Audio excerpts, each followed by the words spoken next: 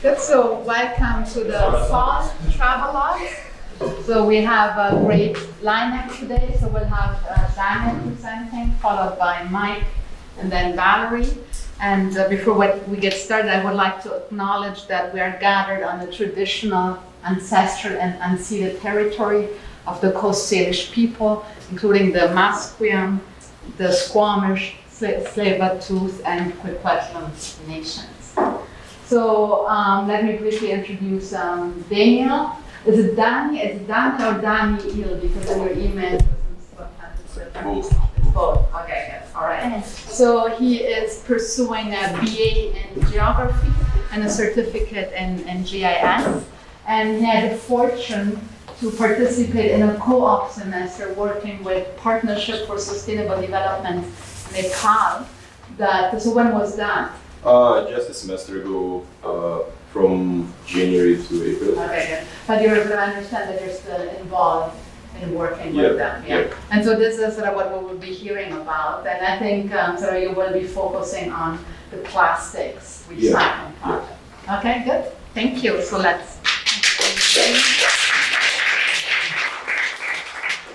Good morning, everyone. I'm very glad to present today. I'll talk about the plastic recycling project in Nepal, in national parks of Nepal. I had a deep luck working with an organization called Partnership for Sustainable Development Nepal, which is occupied in multiple projects, including education, orphanage support, and recently plastic recycling. It's a Nepali-based NGO from Kathmandu.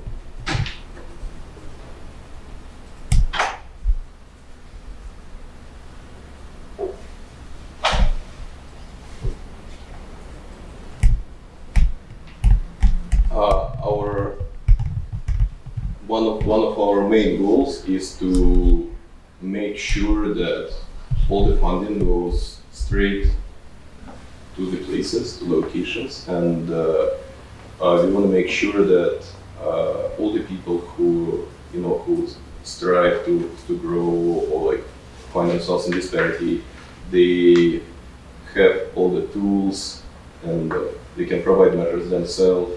And it's sort of like a federalist kind of politics enhancement, and especially because it's right now going on in Nepal, that local people can provide their own almost self-governing and help themselves.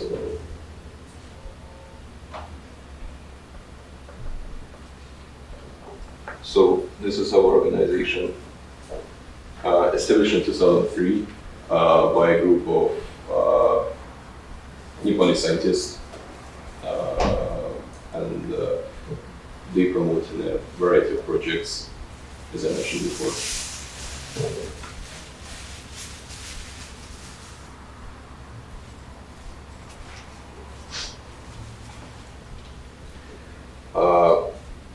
A social enterprise is an organization that applies commercial strategy. So we built a business in many Nepali regions, but this business is not targeted towards a profit for organization itself. Practically, we don't get any profits. But what is more important, we input all the profit from the business back in the business to ensure that it helps people rather than just making profit.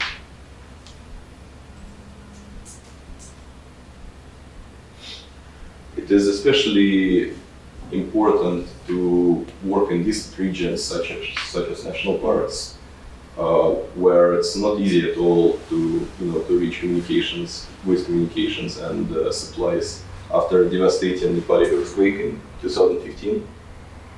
You could see statistics here. It was one of the strongest earthquakes for the past 100 years, and many people they found themselves practically homeless, with no food. Many of their relatives were killed in this earthquake, unfortunately.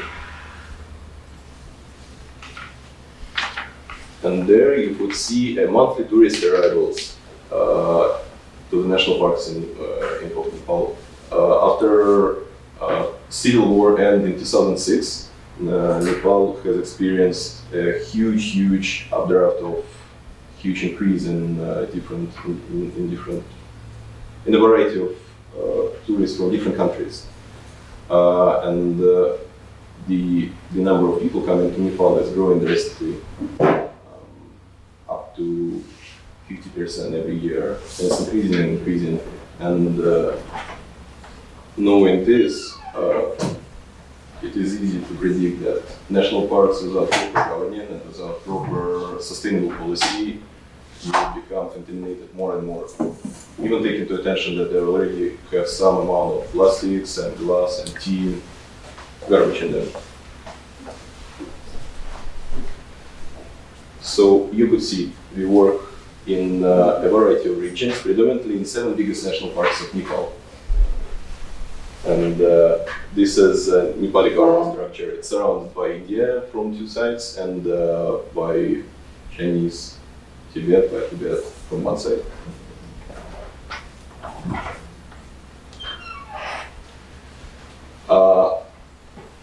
Our plan is to create a local jobs to restore the community and help people, those marginalized people in community, to find their support, monetary support. Those include impaired people, women, children, elders who don't have enough physical power, or they could be marginalized due to social rules. And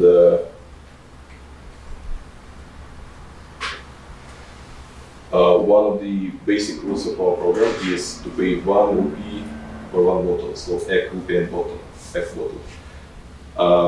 Every person who brings a plastic bottle found in national parks will receive 1 rupee from a special certified person in a national park.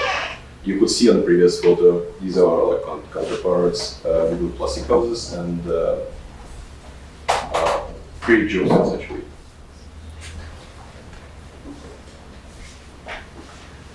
The bottles are later collected all together. They shipped to the city of Pokhara in the valley of Nepal, one of the valleys, and recycled. There is a Swiss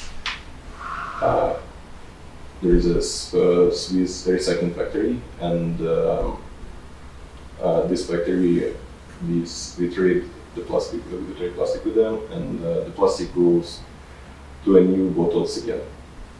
But this is not only one thing which PSD Nepal does with plastic bottles. There are several projects which are now emerging, including building a plastic bottle houses and school classes to to not only upcycle bottle, but give a nice image of sustainable development in community for tourists as well.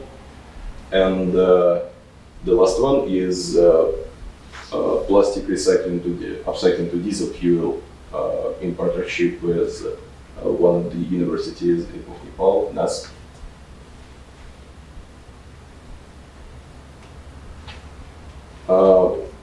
We base our contacts on high level of connection with local communities. Practically, we try to work with local communities as much as possible because we think that that's how we can understand their needs better and better, and that's how we can provide an adequate support if you want to create local jobs, and help rebuild the community.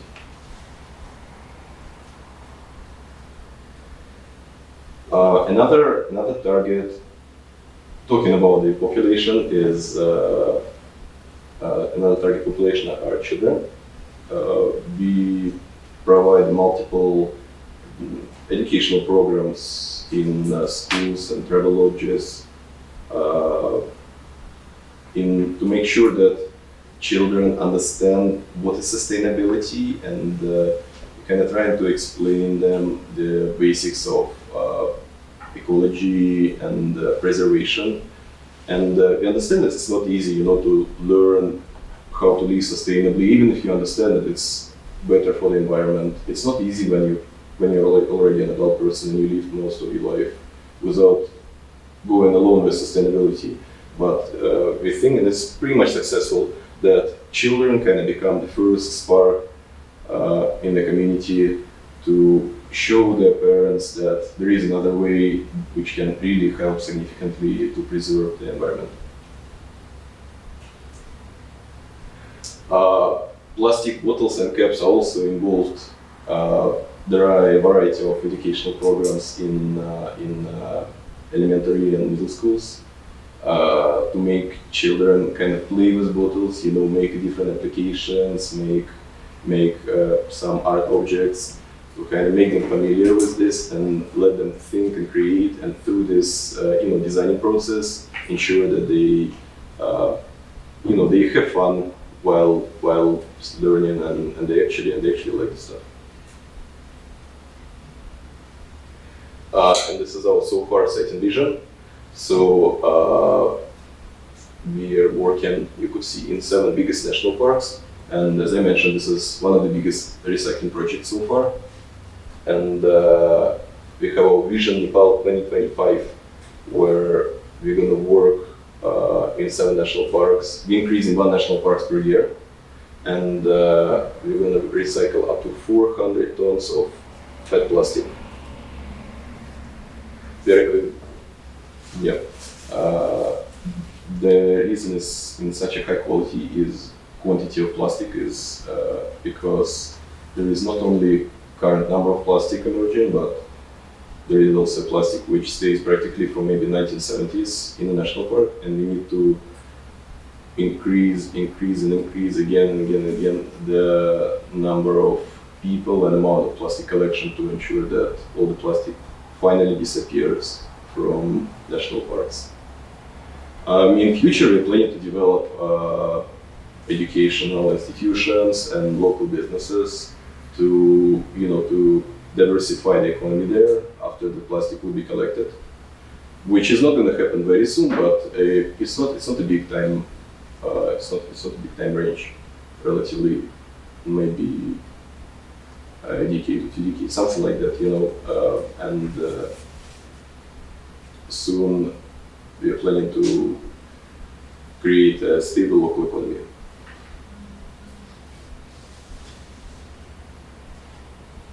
So this is my presentation.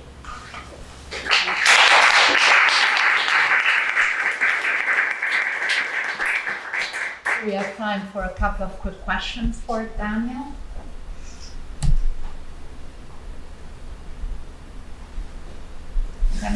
Yeah. Andrew? I'm just curious about the attitudes of the people who are collecting the plastic there. So if I understand correctly, most of the plastic is generated by tourists, whereas here, we produce most of the plastic that we recycle, so we feel some sort of responsibility to do that. And I think you touched on that a little bit, but are there attitudes there that, as you go in, you need to talk about and discuss and address that are different than the attitudes we're used to facing with respect to recycling here, because it's the waste is being produced by people outside? Yeah, of course. The reason is that there is not many people living in national parks. There are not very big communities, but the number of tourists coming each year, it's increasing, it's overwhelming practically in national parks. And there is a pretty different approach, because these local communities, they're very independent in their kind of way of thinking, and they're very proud of their community. And by approaching them, we talk about this, that it's important to preserve their own house, their own place where they live locally, and it actually works here. Mostly goals and approaches are all the same, right? Because we have pretty much the same motivation. It's our house, it's our home, it's our territory, which we would like to, we would like to support clean environment generally in the world, because we live all together on Earth. And it's pretty much same with them. And I think Rachel had a question. Yes. I just wanted to know more about the plastic bottle bin concept. What is that? So right now, actually my supervisor is right now working on this project. He is already, I think, his second week in Lanka National Park. a group of architects from Europe recently arrived, and we are constructing the first model of the plastic bottle house. We are planning to use them as a tool shed and some kind of supportive maintenance buildings. And in future, we're planning to use them also as a school caps. These bottles collected by people, if they're good, if they have like good quality enough, we fill them with sand and construct them in some particular manner, subject to architects. Okay, maybe one last question, Eugene. So I guess I just wanted to ask about the other side of all this. So there's efforts to recycle. Are there also efforts in Nepal to reduce the production of the waste in the first place, or the use of plastics? Well, there are some certainly, but Nepal is not currently in such a state of economic development to promote some highly, expensive policies or measures, because there was a big, the civil war ended just 13 years ago, and Nepal is rebuilding pretty fast, huge economic growth rates, but it's still not enough. So far, and there is a high need to do something right now. So upcycling and recycling seems like a good solution. There are several other projects as well working in the cities, and I think it's really amazing because you can order a plastic pickup online or through the phone, and they're going to be like a person on a bicycle or on a truck, just picking up it from your house maybe or your business. Thanks. Okay, good. Let's thank Dan.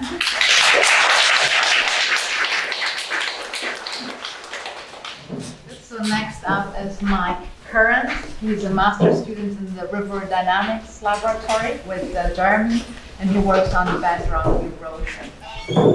Thanks.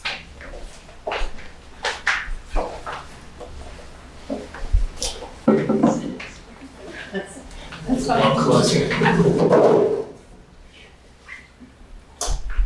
that's okay. Yeah, right. Thank you very much. Thank you.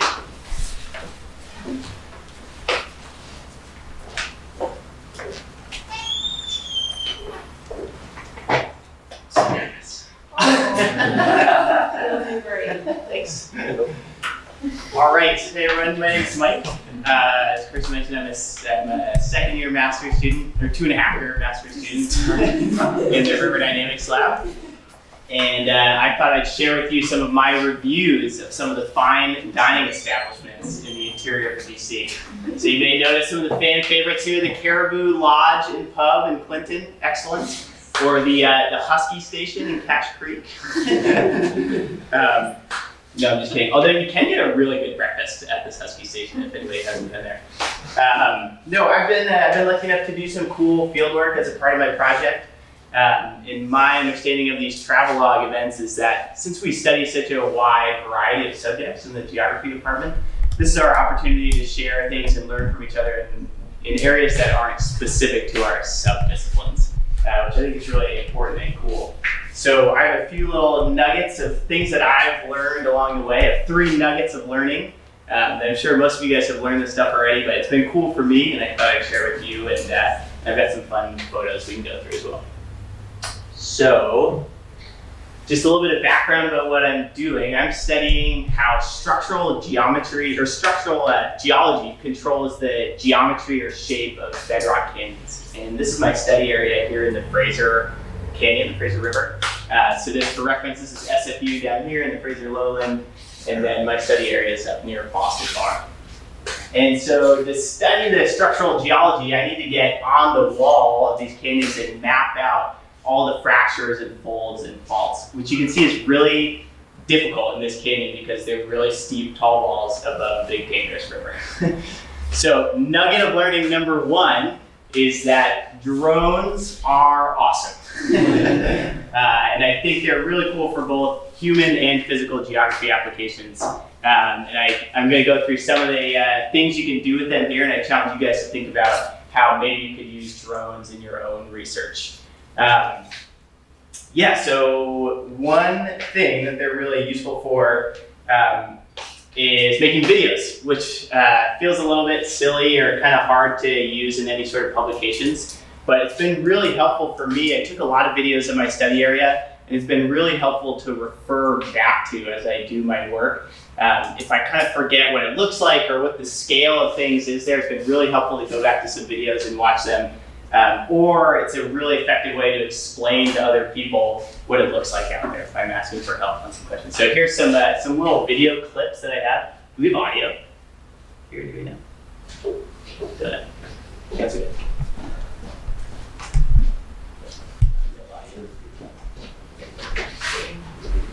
I don't think, oh, here we go.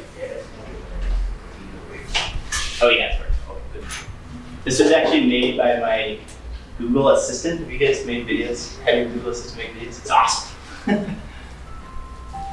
Whee!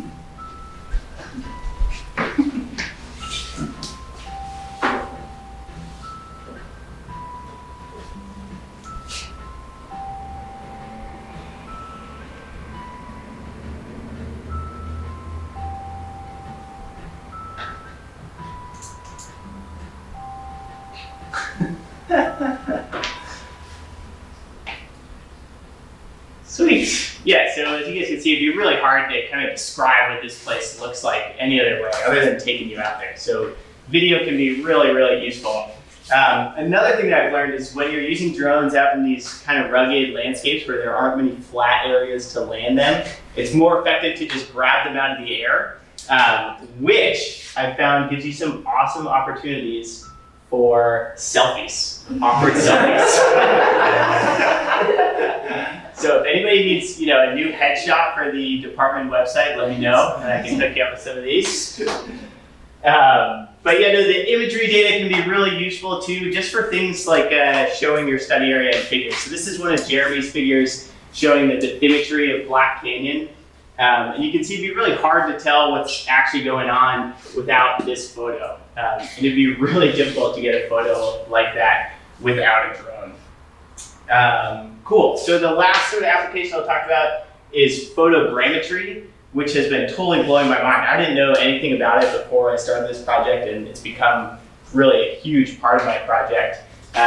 So since it's so dangerous and difficult to get to those canyon walls, what I did was I was able to make a 3D model of the canyon with images from the drone and then patch it together in this model and use this to map all those fractures and folds and faults. So I've got a little video tour here of the model that I made. Let's see if this one works.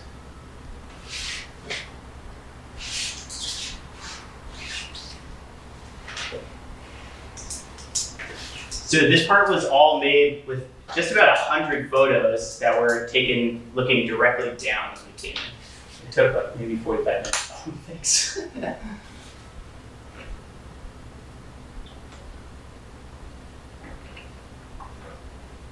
And then I'll zoom in here on one of the areas where I was actually doing the mapping, where I have some higher resolution data.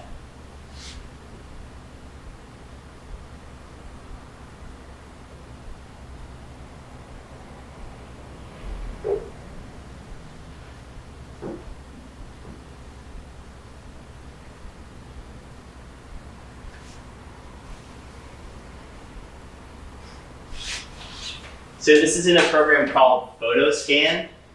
Is anybody familiar with Photoscan?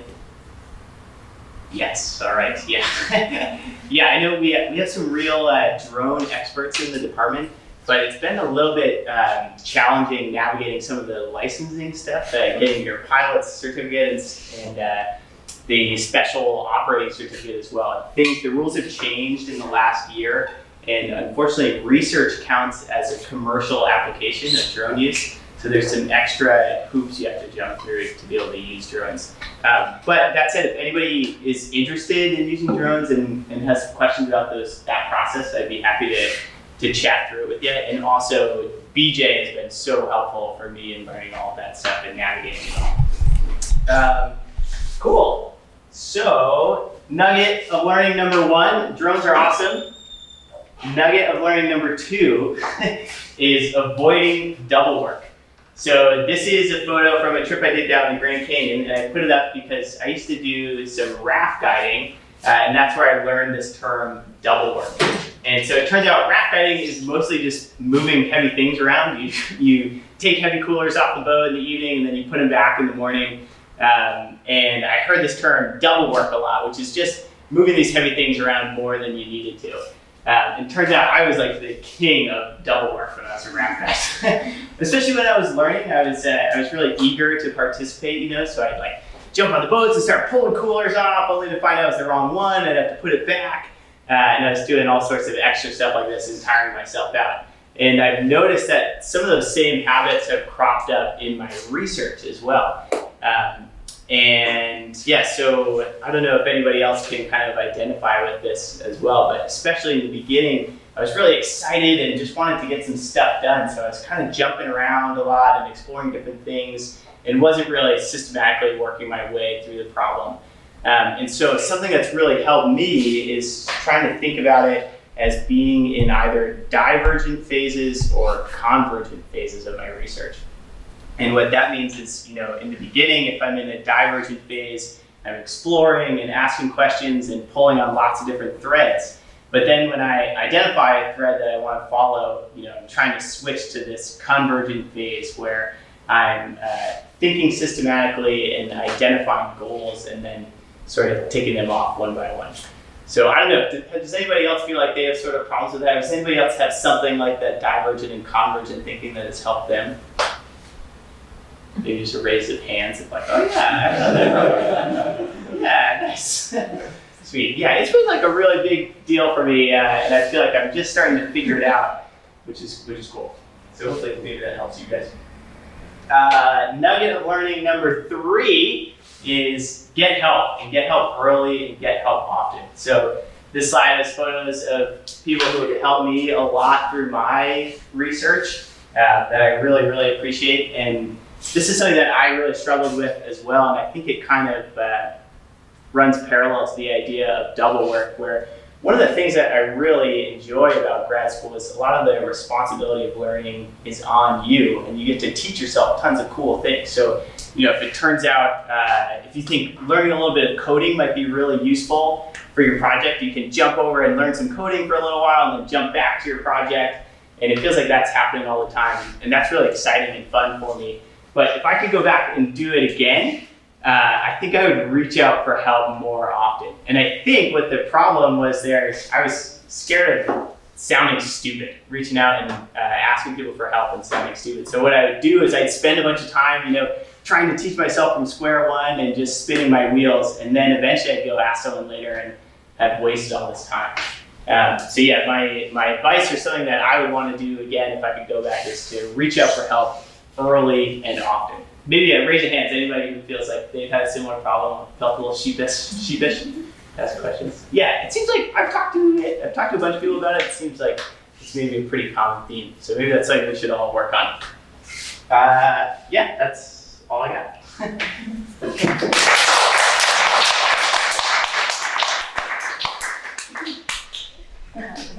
Oh, thanks. Okay, thanks very much. So questions for Mike? Okay, if you don't. Yeah.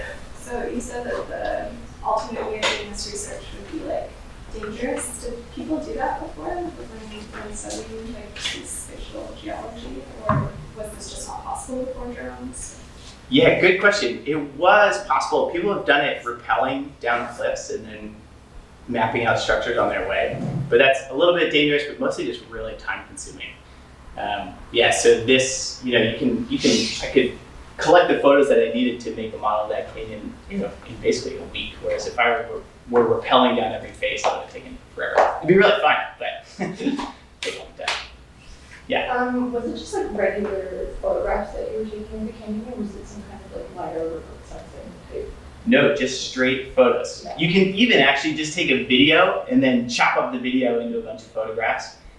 So the one other thing that you have to do is go and set ground control points. So I also went through with the GPS system and which we are doing here, and set ground control through the whole canyon.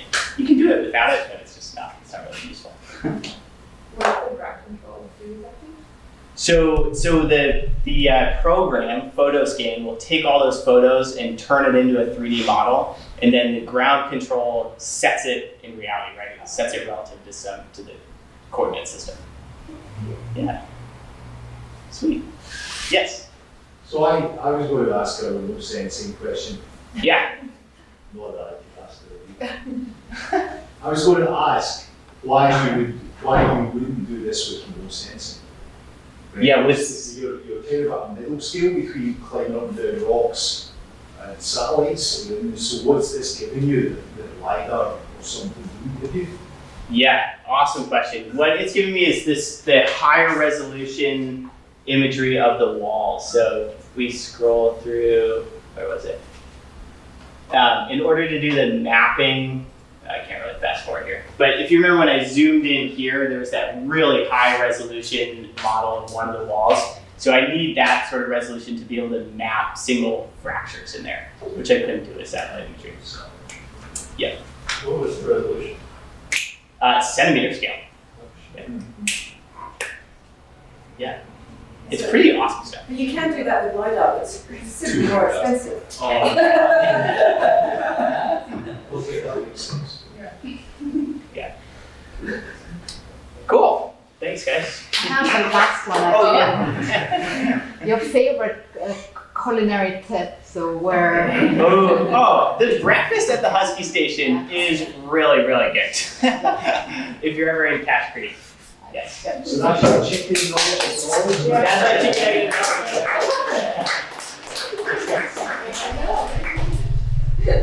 Okay, good. So then our third speaker is Valorie Crooks. And she's, so you all know her, she's a professor here in the department and also Canada Research Chair in Health Service Geographies. So, yeah. That is all Thank very you. true. Thank you, Kristen. Thanks everyone for being here today. I always enjoy attending Travelogues, and so I'm pleased to have my first opportunity to stand here and talk in a Travelogues, reflect a little bit more about the fieldwork aspects of my work as opposed to my research per se. I shall also impart what I think are some nuggets, not chicken nuggets, but I just wanted to start off with a little bit about me just to introduce myself because I'm sure there's many people in the room that I haven't met, and yes, these are all friends of mine. So as was mentioned, I'm a health services researcher and a health geographer by training. I do qualitative research and sometimes involved in mixed method studies where I collaborate with people who have other method and methodological skill sets. And I increasingly do international research. I've done a lot of work in the Caribbean region, but also elsewhere, I guess, actually on a lot of different continents. I didn't actually start doing international research when I started at SFU. And it was actually in 2008, 2009, I started getting this idea that, there's something really geographic about medical tourism, which is what I study, which is not what I'm here to talk about. Because this is what most people think I'm going to give a presentation on when I talk, because this is what I am the international expert in, identifying the equity and ethical issues associated with medical tourism, looking at the harms and benefits for destination countries, and this is what takes me around the world. I have been part of consultative teams, I've been part of international projects and programs that are not academically focused. I've been seconded by the Ministry of Health here in British Columbia to develop a policy report, but then of course I also lead my own ideas, my own questions around medical tourism. And when I talk about medical tourism, which again is not the focus of what I'm here to talk about today, but that's the subject that has taken me around the world for this research, I'm talking about, as I've said here, privately arranged and paid for medical care that's sought abroad. So not instances when through somebody's home healthcare system they might get referred abroad and that's paid for by their home system. I'm talking about somebody who has $20,000 and needs a hip replacement and they opt to go to India or Bulgaria or somewhere else in the world. And so this is sort of the crux of the program I've been working on really for the last decade. I've been expanding it in recent years to look at other global healthcare mobilities or transnational mobilities that I'm not going to talk about today, but have also take me to other types of international destinations. And just an interesting point about me, because actually this whole talk that I've put together is anchored around cups of coffee. So I'm going to talk to you about basically 5 instances, when a meeting at a coffee shop, when buying somebody a cup of coffee, taught me an important lesson about my research. And it's this funny thing because, one of those quirky things about me, because all academics have their quirky things, is I've actually never had a cup of coffee in my life, ever. I'm not the only faculty member in this department. I don't want to name names, but there's one other faculty member I know who's ever had a cup of coffee. It was just a conscious decision as a teenager when people started drinking coffee all around me, and I thought, it's like in my DNA to go big or go home on absolutely everything I do. So I'm just not going to taste it so that I don't become somebody who becomes dependent on it. But even though I don't drink it, coffee, the buying of coffee, the ritual of going for coffee, it has taught me a lot of lessons. And these are the lessons that I'm going to share with you today. So I'm going to talk to you about 5 things I've learned through the practice of buying and sharing coffee. So the first one that I'm going to talk about is actually about building a collaborative research program. So when I was early on in my career, when I was coming out of graduate school, in health research, things tend to be collaborative. We're actually almost forced to be collaborative. To be honest, you can't get a health research grant in Canada without having multiple people on the application. It's not possible. And I say that as a scientific officer on a committee for Canadian Institutes of Health Research. I feel a little bit sad when social scientists apply as a solo investigator because I know that there's no hope, there's no chance. But coming out of my training as a graduate student and moving into becoming a faculty member here, in part because of that collaborative nature and perhaps because of my own excellence, for lack of a better, no, I'm just kidding. I started getting requests to join other people's research teams, requests to come on to other people's ideas, requests to come on board for projects, programs that were exciting. Some of them were big grants, some of them were amazing opportunities to publish, and after a few years, I realized, this can become really prickly because I was supporting a lot of other people's ideas and doing great things. I was building a great CV.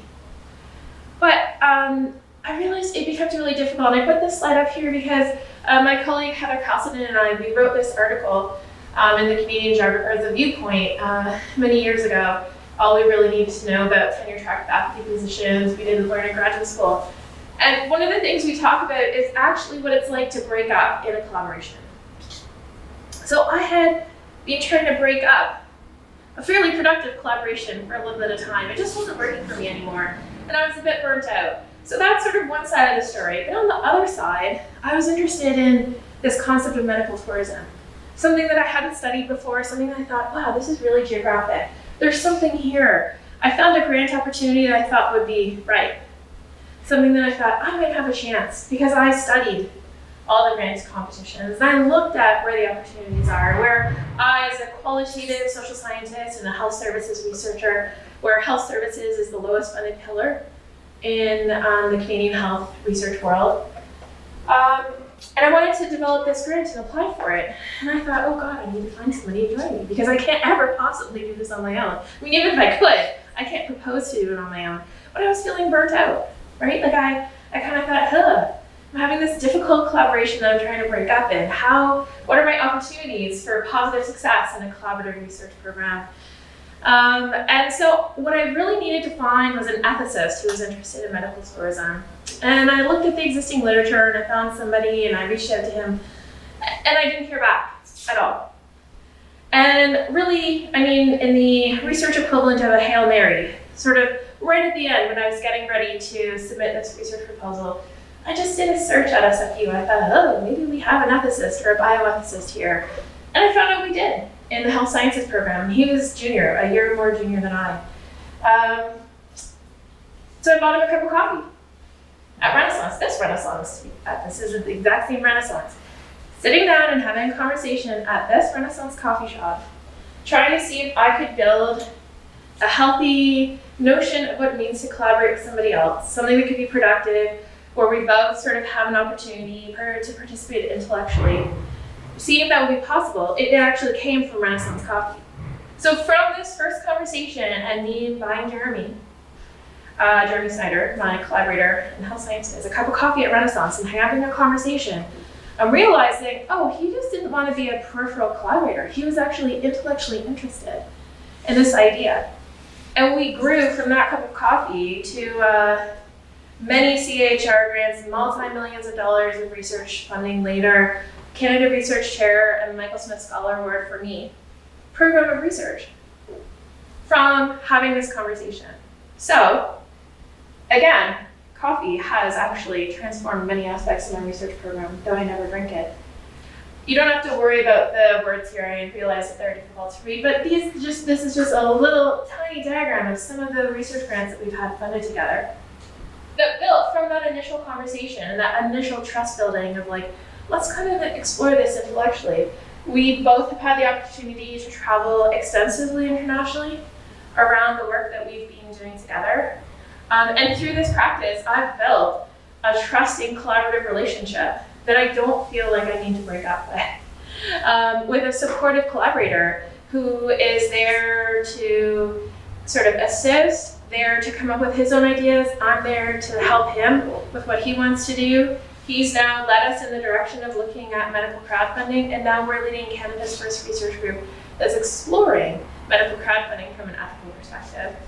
So from that purchase of coffee at Renaissance Coffee, from buying that cup of coffee, I sort of learned it was a great lesson to me around being open to synergies and opportunities and collaborations that actually facilitate meeting your own goals. Because it was this building of a collaboration where it started off with something I was interested in and he was genuinely interested in. So neither of us were playing a supportive role, saying this is your vision and I can help you with this little component. We were growing it together and it ended up being great and still is today. So this next cup of coffee that I'm going to talk about comes from Chennai, India. So actually shortly after that first meeting that Jeremy and I had, I submitted the grant, and one of the things I firmly believe is the day you submit a research grant, as soon as it's submitted, you start working on how you're going to improve it in case you have to revise it and resubmit it. So we submitted this research grant, and then we thought, well, what are some things we can do in the meantime? Maybe that would strengthen it if we have to resubmit it, which we didn't. It was the first grant funded on medical tourism by the Canadian Institutes of Health Research on the first go. But in the meantime, we actually submitted 2 grants. We just thought, let's think big. So we submitted a proposal to fund an international conference on medical tourism here at SFU, and that was funded. So, within our first short time of looking at medical tourism, we hosted this conference. The other thing we did was submit a grant, basically a research development grant that allowed us to go to Chennai, India. We didn't go there for data collection, we went there to see and observe, which is a wonderful thing to do when you're developing a research program internationally. To have the opportunity to go and understand the context before you're actually sort of starting to do your data collection. We were in Chennai, I think it was in 2010. It was actually while the Olympics were on in Vancouver. I was in Chennai, sweating my brains out. There, trying to get my first insights into medical tourism. These are just some photos from time in Chennai. And this is actually a later trip that I had with a prominent global health scholar, Ron Levante. But one of the things that we did when we were in Chennai is that we got to have a tour and got to talk with a surgeon. So we toured a hospital that is very well known for medical tourism, and we talked to a surgeon who does a high volume of surgeries actually on Canadian patients and American patients, so specifically hip resurfacing. And this was at the Apollo Hospital in Chennai. And what was amazing is that up to this point, we'd started to look at medical tourism. So we actually had started a scoping review already. So we were really up to date on what the literature was. But when your idea as a field researcher meets the reality of being there, everything can suddenly change. So we kind of got thrown into a hospital room saying, you probably want to speak to this guy. And we were like, we don't even know where we're going. It was an American patient, and he was there.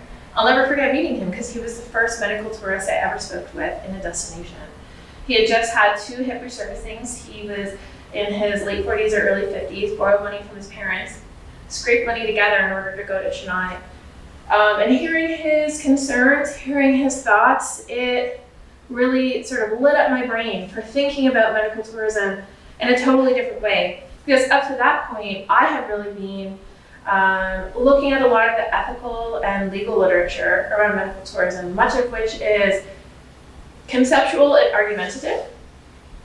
Not that there's anything wrong with that, but as a social scientist, things that were black and white, going on site and going into the hospital and meeting him, all of a sudden became shades of gray. Because you realize the nuance of the lived experience that can't get relayed to you when you're just dependent on looking into the literature. And there are some people who have been studying medical tourism and published prominently in it who really haven't been in destination countries, who haven't spoken to medical tourists, and are just there as part of the sort of ethical and legal argumentation around it. And that's totally fine. But this moment and meeting him in that hospital was incredibly informative to me in terms of informing my research program. The connection to the cup of coffee is that we were asked to go and sit in the hallway and wait, and we thought we were waiting for another meeting. So we're there, and of course I'm like sitting with a cup of coffee and I'm not drinking, and there were cookies there, and we didn't know what we were doing. It's because they were setting it up so that we could go in and talk to this guy, and we had no clue. So that was just sort of an interesting aside, is that I've been thrown into lots of circumstances where I'm handed a cup of coffee and having to figure out what that signals for where we're headed. So we actually wrote up this short piece. This was in in the Medical Tourism magazine, and obviously a non-academic source. But in this magazine, we actually sort of reflected on what we learned from our time in India. And I was thinking a lot from meeting this individual, this medical tourist. And points that he raised in that meeting, I still carry with me to this day in terms of his lived reality and his experience. One of his biggest concerns was that he realized that he was going to be handed a bag with his x-rays and he would have to get them home. And he was asking us, do you think that I should courier them? Because what if my luggage gets lost? Should I use them or should I take them in my carry-on? But what if my bag gets smushed by someone else's? And these sort of lived realities of it really stuck with me. So here I was thinking about the importance of, you have to learn from existing knowledge, but when you're in a fieldwork discipline or you're a fieldwork-based researcher, you really have to use your own experiences to guide you in new directions. That trip to India, those conversations and meeting that medical tourist opened up new directions in my thinking that have actually led me to the point I'm at in my career today. So I'm going to shift the script again, and I'm going to take us to Oman. Totally different geographic area. I can't even remember when I was in Oman. I think it was probably around maybe 2013, 2012. And I was there. I had actually a really good friend of mine. One of my closest friends is from Qatar, and she was working in Oman. So I had the opportunity to go because I could stay with her and I wanted to see it. So, I did a little site, the classic, this is me in the desert, here's me with a sweat mustache, going to Oman, all the photos that you would expect to see from Oman. I've got dung beetles, all that kind of stuff. But I wasn't just there on pleasure. I was there because, there was this person who was publishing some articles actually about medical tourism from Oman, and I wanted to see if I could meet with him and if I could talk. And it was really wonderful because I reached out to him in advance. And he and a colleague, so he's a family physician, his colleague is in the Ministry of Health in Oman. And they met with me, and I was really appreciative of that because I actually learned a lot about medical tourism priorities and some of their policy initiatives. In my office, I rarely open this up, but I was also presented with this map of Omani health districts. But this is actually, if you do international research and you're meeting with international policy officials, Eugene probably maybe has some of these, you get really sort of sometimes unexpected gifts and treasures, including a nice solid map of the Omani health districts. So, of course, I'm going to connect this to a cup of coffee somehow, right? Because that's the theme of this presentation or my talk here today. So our conversation actually happened at a coffee shop. And one of the things I've noticed and that I'm thankful for when people take the time to do it is that sometimes my international colleagues and collaborators, when I'm meeting with them, they suggest places that they think will be comfortable for me, places that will be easy for me to go to. And by that, I mean I'm a woman, I have a certain positionality, and there are places where in an international context, it's just not that easy for me to sort of go into on my own. So we were in a coffee shop actually at the top of a grocery store. And I think that they selected this particular coffee shop because there were a lot of expats shopping at this grocery store. We had a wonderful conversation, and at the end of our conversation, they wanted to take a photo to commemorate the moment. So they went and they asked somebody, and it was this kind of like a little bit of a dust up, and I didn't understand what was happening. So then they went and they asked somebody else, and it was like, oh my gosh, nobody's going to take this photo of us. I don't really understand. I mean, culturally here, if I said, hey, Nick, can you take a picture of me while I'm standing here? No problem. I had a reading group at my house last night. We decorated cupcakes. Someone said, can your husband come and take a photo of all of us with our cupcakes? I said, no problem. It was a problem. We couldn't find anybody to take a photo. And at first I didn't really understand the exact significance of what was going on. And then we did have the photo taken. And it was the most unusual photo for me because honestly, I could have spread my arms out like this and not touched either of the people that I was there to meet with. And again, a very sort of cultural and very gendered moment for me. And it was certainly not my first exposure to this because I'm often, when I'm doing international research, although I'm there as the expert, regardless of who else is joining me in these meetings, I'm there and I'm assumed to be the secretary. I'm assumed to be representing somebody else. I'm assumed to be too young, too female, too white in some of the contexts that I'm in. So it was this one moment at this coffee shop, I often think back to it because it was such a really stark reminder to me that my fieldwork, but especially my international fieldwork, it has been in ways that are even very difficult for me to trace, and it's always going to be actually shaped by gender norms, by colonial legacies. I do a lot of research in the Caribbean region. My partner's also from the Caribbean. I mean, I see these, I live these on a daily basis. And also hierarchies that I have to navigate that can be incredibly challenging.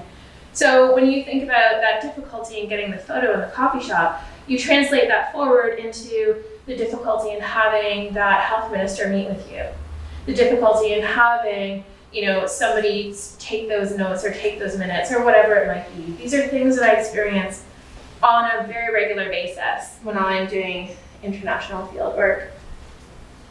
So I'm gonna, again, take us to a totally different coffee shop. This is, I think, Cafe Italia in the Rockley neighborhood of Barbados. I actually stayed in the Rockley neighborhood or Rockley area of Barbados for a month at one point in time, and I'll tell you why, and I'll tell you why 2 cups of coffee that I bought at this coffee shop were so incredibly important. So I was in Barbados because I've been looking at what's happening in terms of the unfolding of the medical tourism sector in that country.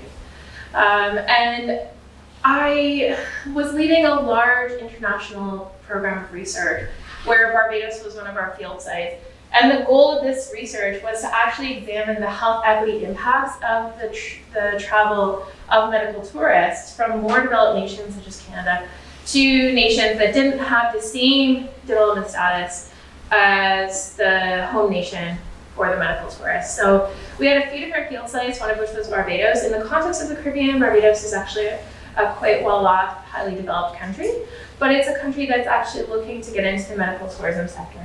And again, this is not what I'm here to talk about. I'm here to tell you why that coffee shop and those 2 cups of coffee were so important as a lesson. But conceptually, in relation to this work that I was leading, where our field sites were Barbados, Guatemala, Mexico, and India, although I actually had to drop India from the study for all different kinds of reasons, we were actually trying to conceptualize how health inequities in particular were potentially or actually connected to the practice of medical tourism. So how can harms and benefits brought on by this practice of bringing international patients to a destination country, how this might actually worsen or improve health outcomes in a country, or even things like access to healthcare.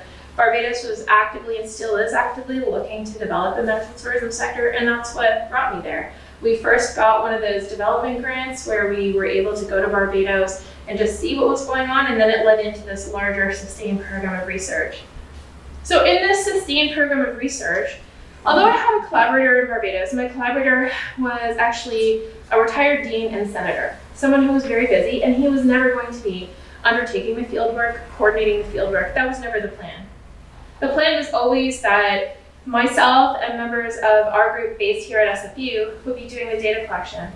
We needed to complete 50 interviews in Barbados. In a country the size of Barbados, to interview 50 experts when you're not geographically based there, when there's all those kinds of hierarchies and gender norms that I mentioned on that earlier slide that you have to navigate. At the time that I was developing the proposal, I was like, this is gonna be great. And no, it's not because I love the sun or anything like that. I'm actually like an SPF 60 kind of person. So it really was like, oh, this is gonna be an amazing fieldwork opportunity. It's gonna be a great learning opportunity.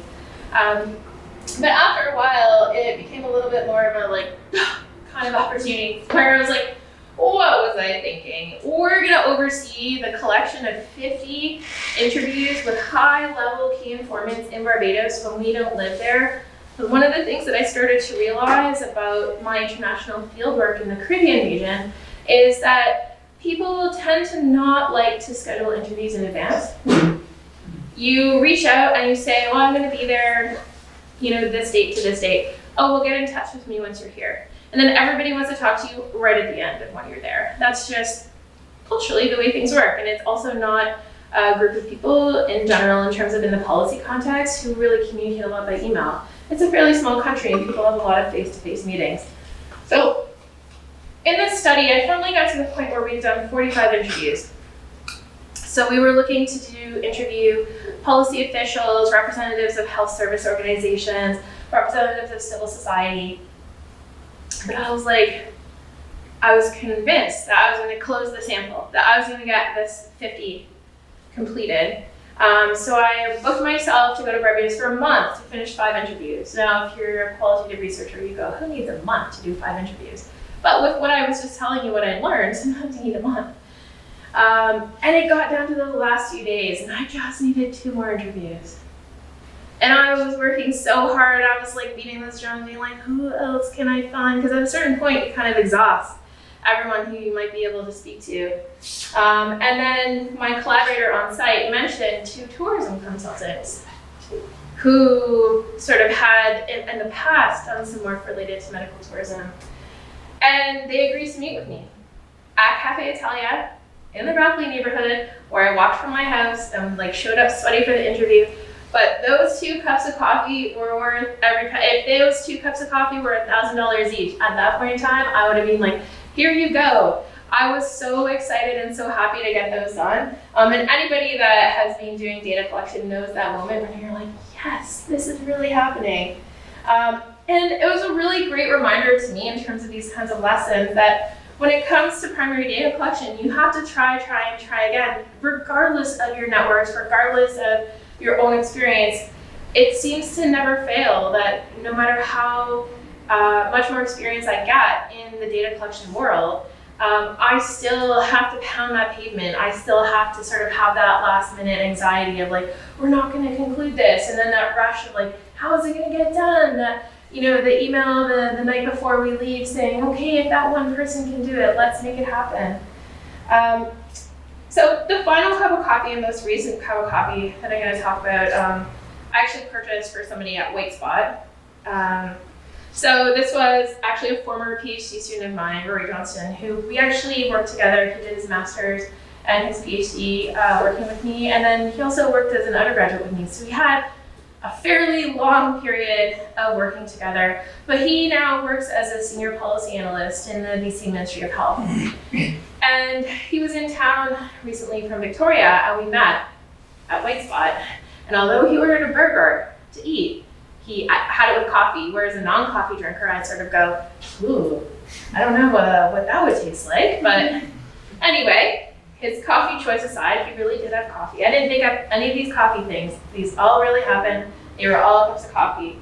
And our conversation was really interesting to catch up with somebody who's now a few years into his position. We don't talk on a daily basis about how things are going. But I remember when Rory finished his PhD, I sort of looked back and I realized that he and I had actually traveled 30 times together. not always internationally. But we had traveled 30 times together. Like we were often thought of as husband and wife. We were given customs forms together. We knew each other's ebbs and flows, like knew which restaurant, like that's how often we traveled together. 30 times is a lot. And we'd had a chance to do a lot of international field work. On the top, there we are in Barbados after we rented bicycles for the day.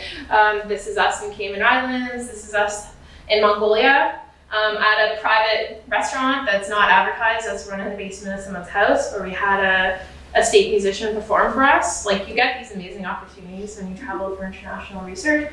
I was trying to think internationally. I think these are for fieldwork, the places that we've been to together. So Cayman Islands, Jamaica, Belize, Barbados, Mongolia, and India. So I'm not here to sort of pump up and say, grad school's amazing, look at all the places you can go, and you can have cups of coffee later on. No, obviously there's a point. There's a point that I want to make about meeting up with Rory. And that is, and I think this point will be sort of, for people who are qualitative researchers, really sort of stick with them, which is that in the qualitative research world, you are not seeking generalizability as a hallmark of good research. Like, that is a totally different paradigm. So the qualitative sort of almost equivalent of that, or the qualitative counterpart of that, is transferability, which is that in your findings, you should give somebody enough context around the study and what you've done and how those findings came about, so that if they are considering those findings in relation to a different place, they could use that context to assess whether or not they would be transferable to a different context. So in the world and the work that I do, I typically am not the one that's transferring the findings. I'm just the one that's highlighting points that could be transferable. And this is where this cup of coffee comes in, because here I'm having, the hamburger and coffee lunch with Rory. And he actually mentions in passing that he was like, Valorie, I've really come to realize that, like, all those things that we did in grad school and like all those trips that we took and all those things that we learned, I know we were, talking about them in relation to medical tourism, and, we were looking at the Caribbean context and understanding what's going on. But wow, the number of times that I draw on something for my current work with the BC Ministry of Health, or how it's making me think about a certain kind of policy that we're putting in place, because I remember this particular conversation we had with a physician in Jamaica.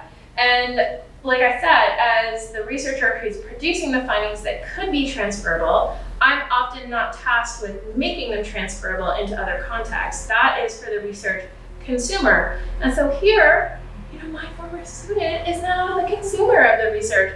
And it was this great moment where I was like, wow, here I am, and he is a consumer of this research, and hearing that the transferability from an applied practitioner of things that we learned through our international fieldwork was really amazing. When he just said, yes, I sort of reflect on these things all the time, and I think about the way in which, we learned about this thing in the Cayman Islands actually relates to this policy initiative, or I'm working on this stuff in relation to palliative care, and I remember how much of a lack of capacity there was for that in Barbados, and it makes me think about this kind of thing. I thought, this is great. So it was a great sort of way for me to try and draw this all together with these cups of coffee by sort of ending on this very sort of what I think of as a hopeful kind of note, where in this instance I had a conversation with somebody who's a research user talking about actually the applied transferability of the results. So that's what I wanted to share. So thank you.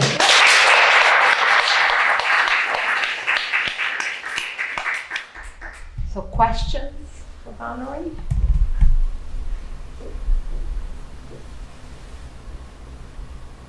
Oh, sure. Have you had any collaborations when you just decided that they're terrible and you're just like, this isn't going to work? Yeah. Like, how do you navigate those kind of experiences? It's really difficult, and I think that what happens is that collaborations, in my experience, are always evolving. So there's that next paper, the next project, the next step in the research program, and for me, the easiest way to do that was to build out my research program and then step back from those next steps. And to just have the frank conversation, because it's not necessarily the collaborator or the program, it's probably everything that's just not fitting with where you're wanting to go anymore.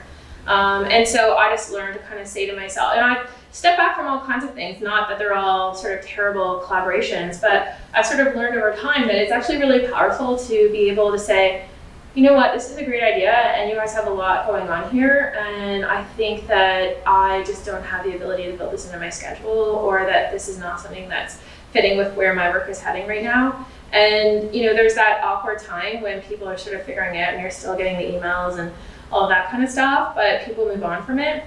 So it is a very delicate dance, because people that you're collaborating with are probably going to be in your circles forever, in your academic and scholarly circles. So the other thing is, you don't want to sort of burn the bridge, right? So that's, in my experience, what I've done is sort of like bowed out respectfully, and still letting people know the important role that work played in getting me to where I am. Yeah, thanks for sharing. I was curious about your positionality as a geographer, sort of like as a disciplinary position, because it sounds like you've done a lot of interdisciplinary stuff. So especially when you're talking about bigger, longer term research projects, have you ever sort of like switched sides to like apply to something that's not sort of like social sciences or geography specific or something like that? Because it feels like a lot of research is supposed to be interdisciplinary, but then when you really put that to work, oftentimes you fall through the gutters because you're not really, geographical enough or social sciencey enough or something like that. I was just curious about your experience. Yeah,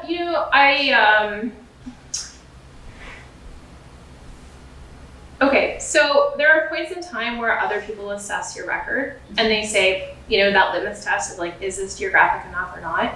And this is my belief, and this goes to whether you're writing a research grant or whatever, or you're applying for a job, is that you have to let the person who is reviewing information about you know the world from which you come.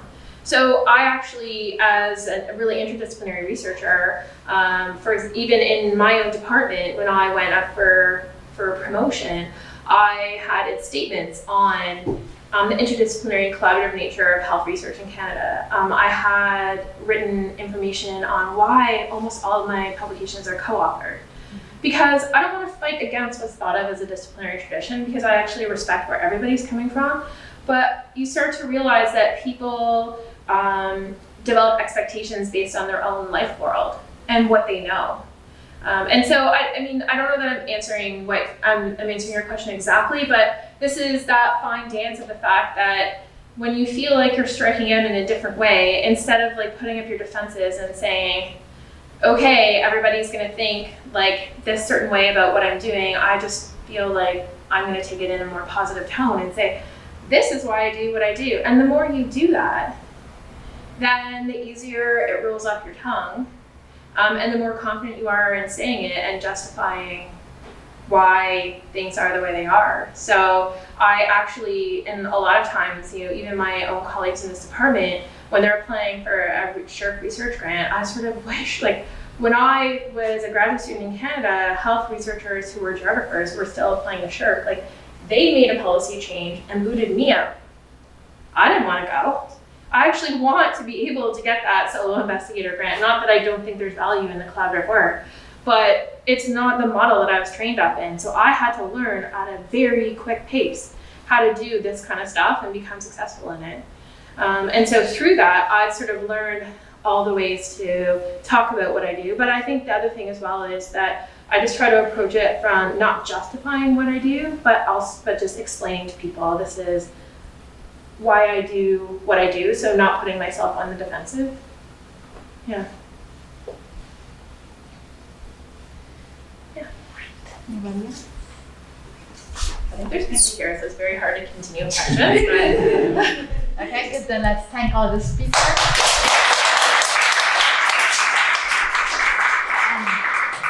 And don't run away because there's pizza and actually lots of it. Yep.